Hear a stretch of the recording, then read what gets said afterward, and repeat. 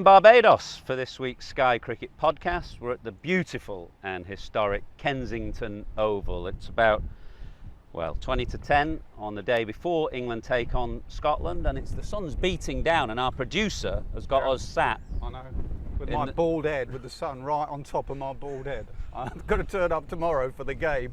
My head's going to be peeling, bright red. I'm getting to that stage as well now.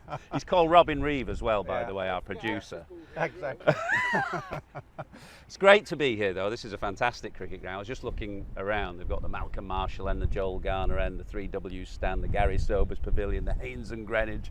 A nod to Marshall up there. A nod to all the greats that this island has produced. I mean, if you put together the best of Barbados 11, that probably takes on any team in the world, doesn't it? You should do a doco on it, I think. You should do Cricket in Barbados. Cricket in Barbados for so many different. What a trip. Can I come and help on that trip, by the way?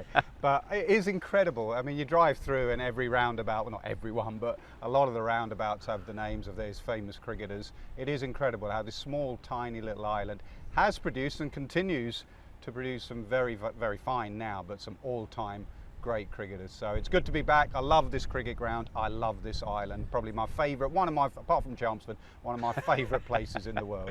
Yeah, as you come in on the coastal road, you go round the Frank Worrell roundabout, of course the first black captain of West Indies, and then as you come into the ground, there's the great statue of Gary Sobers, probably the finest all-round cricketer this region's produced. But as I say, they could put together a World 11 to tackle anything. What are your memories of this ground? I mean, not many good ones.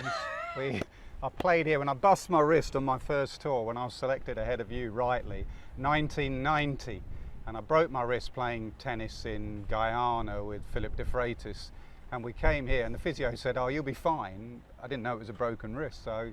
And we got to the last day and we got to tea and we were hanging on for a draw and we were going pretty well. We were like 3 or 4 down with a session to go, and then Kirtley just steamed in. I think he ended up with figures of 8 for 40 odd and blew us away in a session. I was out for a duck. LBW Ambrose, no. Jack got one, Jack Russell got one that just rolled along the ground. It was sort of an awakening for me that you're never safe in the game in the Caribbean. As you well know with the captain, when we were 40 odd all out in Trinidad or wherever, that in this part of the world you have some good collapses. What about you? You got some runs Well, here? I suppose you played in the 2004 series as well, didn't you?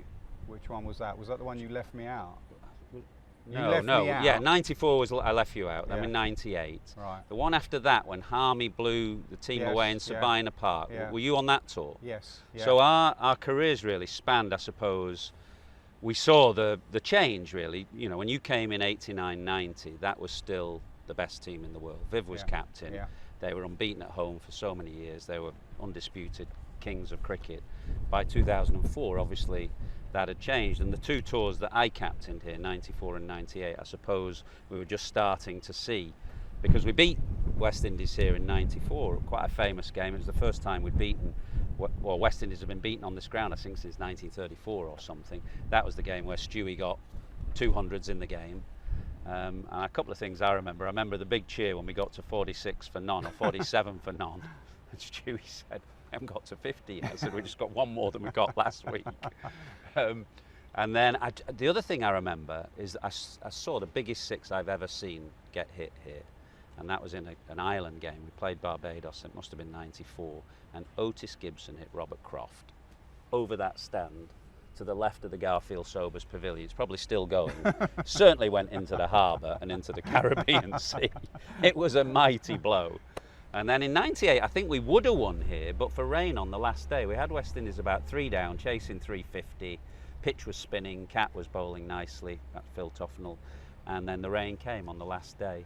Always good atmosphere as well here, obviously. Because did Hoggy get a hat-trick in 2004 here? Have I completely misremembered that? I cannot remember that at all. But the Brits come in here, as they will do tomorrow, and there are a few on the planes coming over. It is a special place to play. I absolutely love playing here for that. The atmosphere, it feels at times like a home game, but as you say, when I first started here, it was a completely different atmosphere to this. These stands weren't like this. They were the old-fashioned stands, and they were singing and dancing, and there was music playing and everything. It was a real old-fashioned Well, it was atmospheric here where character. Mikey bowled that famous over to Geoffrey Boycott. That was 1981. But if you see the photos, you're absolutely right. The Greenwich and Haynes, as is now, was a low slung, just wooden seats. And the crowd would come from under the stand, and they would also sit on top of the stand. So there's a brilliant photo that I think Patrick Eager took of Boycott's off stump going flying, but the Greenwich and Haynes is in the background there. Don't know what it was called then, the stand, but just a magnificent atmosphere. Anyway, obviously Barbados is staging one of the key venues for this World Cup with 3 matches in as we speak. So USA beat Canada, West Indies beat PNG in quite a tight game actually, a tense game in Guyana, and last night Namibia sneaked past Oman on a super over, a really We've had it all already. tight game, yeah. Just before we talk about, because you were in Dallas, we'll go to that game in more detail, but West Indies, I've come from Guyana, the West Indies were playing PNG, and that game was coming to a conclusion as we got to Ogle Airport just outside Georgetown. So it was a lengthy check-in process because all the staff were watching the game, and the poor bloke there was having a heart attack. He said, if we lose to PNG at home, he said, that's the end. There is no coming back from that. And it was tight and tense for a while, but they got over the line. I was semi sort of hoping Papua New Guinea turned them over, simply because every time I come on holiday here a bit, and every time I go to Accra Beach, there's a little taxi stand there, as you know, and all the taxi drivers give me absolute abuse for how bad I was in the West Indies, how bad I was against Ambrose and Walsh. I could have come back with how do you go against Papua New Guinea lads, but West Indies just got over the line. Right, Dallas. Tell us about Dallas first of all. You kicked the tournament off, didn't you, on commentary? Yeah, they started. Did you stumble over your lines with the best, or not? Yeah. It was an interesting few days. I started in Hampstead, at Hampstead Cricket Club, interviewing Kumar Sangakkara for something we're doing in the summer. I then went to the Oval to finish off that series against Pakistan. You just didn't bother turning up for that last game. You're too big for that last game. I flew to Dallas, which I've never been to Dallas. I turn up, and actually, do you know what? It was a perfect little start and a venue. Really nice cricket ground, intimate sort of cricket ground. It used to be a baseball ground that they created, then changed it for minor league cricket and then major league cricket. And it's almost become like the hub. Dallas has become the hub for cricket in the West Indies, in America. So I enjoyed it. It was a really good game of cricket, brilliant game of cricket, just what the tournament needed. Can I just ask, I mean, you're there, how many days were you in Dallas for? 2, okay. Did you get a sense of, whether this tournament has got into the public consciousness? I went through Dallas Airport and, passport check, visa check, and the bloke sort of said, "Oh, what are you here for, mate?" And that's a bad American accent, by the way. He said, "What are you here for?" Aussie accent. I don't know what I did that for, to be honest. He said, "What are you here for?" I won't even try and do an American accent.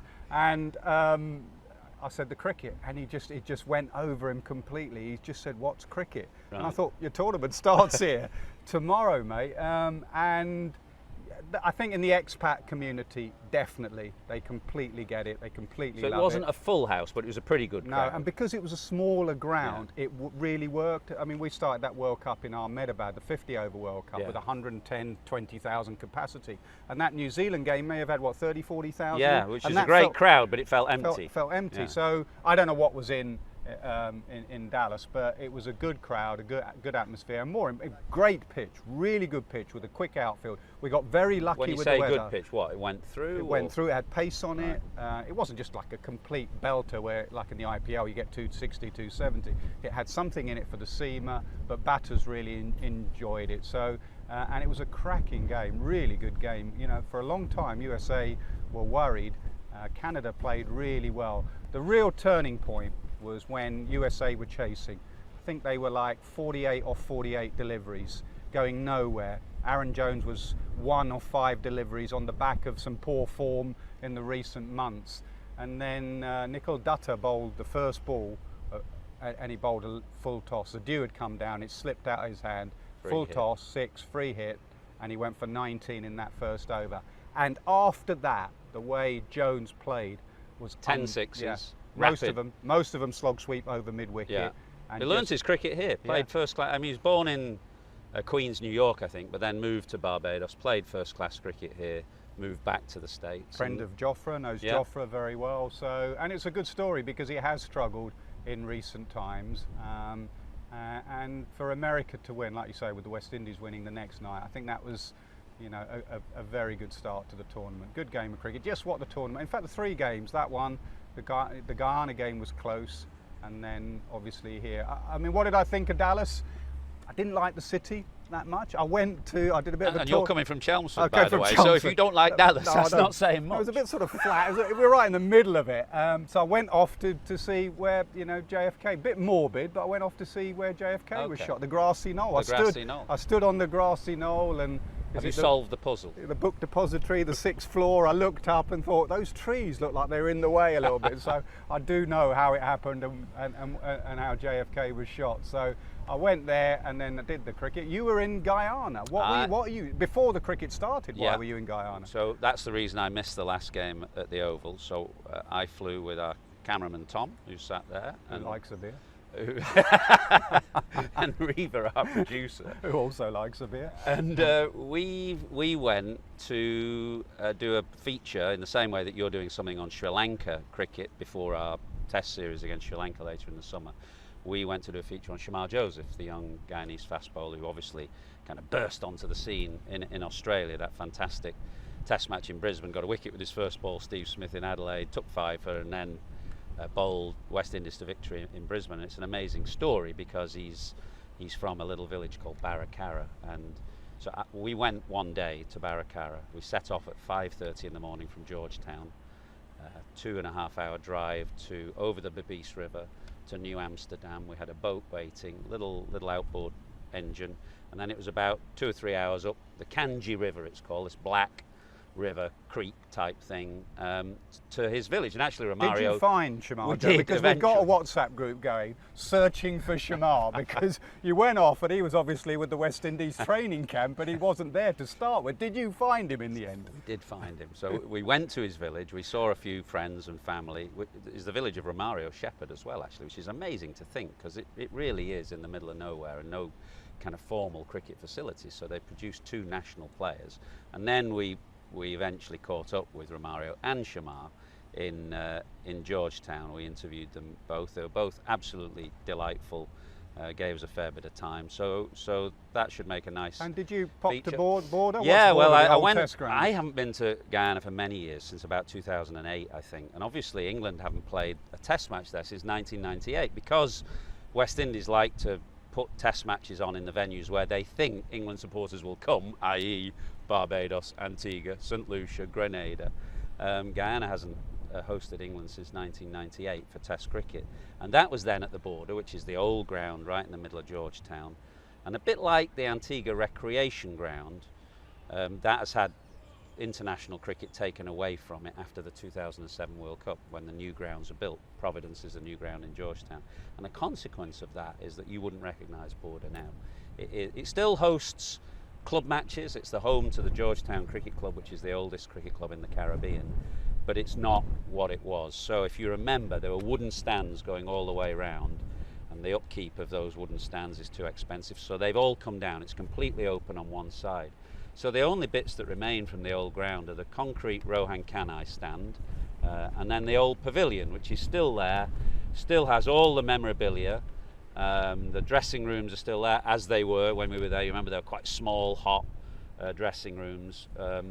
All the, the memorabilia, the photos, the honours boards, they're all there, but the ground itself is, a long way from what it was, and it was quite sad to see, actually. So we went to another cricket club called Everest Cricket Club, which was the home of Rohan Kanai back in the day, and that looked in good order, actually. That looked like a club that was doing well, and it's had a bit of money spent on it, and that's where New Zealand should have been practicing, but of course it rained. We're right in the middle of the rainy season, both here and particularly in Guyana, so they didn't practice. You asked me about, was there a sense in America that people knew the tournament was going on? It feels here definitely there is that sense. When I flew into Barbados yesterday, all the signage was up and everyone there, the ladies immediately on immigration said, are you here for the cricket? Are you looking forward? And then last night we were out in a restaurant and they were talking about the England-Australia game. The lady said, I hope you beat Australia, we want you, you're our second favourite side, England. So there's definitely a sense here that the World Cup is happening, and they're really buying into it. And the same in Guyana, actually, because I mean, Guyana is a country that's on the cusp of unbelievable change. They're sitting on vast reserves of oil. They've had a massive oil find, so a lot of money is flowing back in. So when we first went to Guyana, it was on the back of a period of economic decline, political tension, mass emigration. People were leaving in droves, and now they're all returning because that's where the opportunities are. It's the fastest growing economy in the world, and cricket is playing a part in that. So, for example, in this World Cup, there's no cricket in Jamaica. That famous old ground at Sabina Park has got no matches. Guyana, because they've got money, it's a kind of land of opportunity at the moment. So they've got 5 group stage games there and a semi-final. They've got 5 local players in the side. So I mentioned Romario Shepherd, Shamar Joseph, Rutherford, Moti, one more. I was going to test you this. Yeah, I can't remember off the top of my head. But they've got 5 local players. So there's that feeling of pride. And they kind of fancy their chances. It is there in Trinidad, because England haven't been to Guyana and Trinidad for a long time. You forget that actually those are the two of the islands. Not that Guyana's an island; it's on the South American mainland. But those are 2 of the places where cricket is still very, very strong. There's a strong feeling for cricket there. So we definitely sense that. We interviewed the president, actually, Irfan Ali, on the last day, and after we interviewed him, he hopped in his car and went down to the ground, went down to Providence to watch the game. He had his ice cooler box in the back of the presidential vehicle, and he was off down there. So, and the producer and the cameraman got a bottle of rum, freebie rum, did they? From what I heard, that's good rum in Guyana, isn't it? Surely some of the best in the world. But it was a 10:30 start. Obviously, that's one of the issues. It wasn't a full house at Providence. We've got a 10:30 start here against Scotland tomorrow. We know the reasons, but I don't think it makes it easy to kind of generate the feel that T20 cricket, it's best under lights, isn't it? I think even in England, when we do games in the afternoon, and I've done games at like Leicester, Northants, Durham or whatever, Saturday afternoon games, it just does not have the same feel to it. T20 cricket, it just feels so much different. It was made for evening, under the lights, everyone enjoying themselves. So, I mean, we're working here at 10:30, we'll rock up, the players will rock up and put on a show, the crowds will be full or fullish. It's, it won't be a sellout, but I think it should be in the evenings, most games, if you can. And just a quick look at the Super Over game last night. It looked as though the pitch was a little bit up and down here, so I don't know whether it will be on the same pitch tomorrow. Yeah, it is on the same pitch. I went to see the groundsman. He said, he owned up, he said it was too dry. I think there were 6 LBWs in the Oman innings, which tends to suggest bowl straight, keeping a little bit low. He's given it a bit of a sprinkle out there. England are here, they're warming up. Don't need to warm up too much in this heat, but they're training, they're in the nets at the moment. We bumped into our old friend Rob Key, who's unsurprisingly been playing golf, and came out with one of the biggest comments I've heard. He says Andrew Flintoff is the worst golfer on the island.